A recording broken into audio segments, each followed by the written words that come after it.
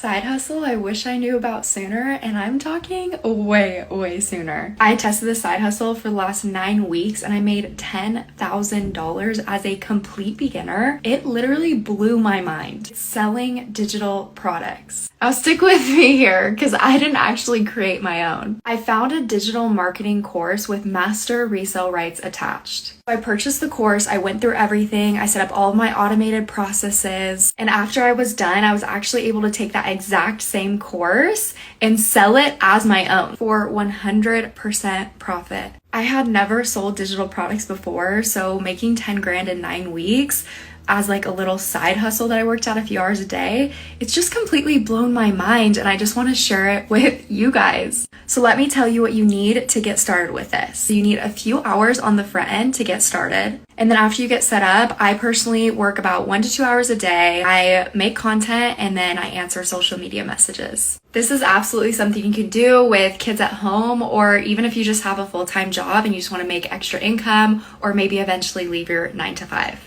All the information to get started is in my business website on my profile. And then of course, if you have questions, you can always DM me.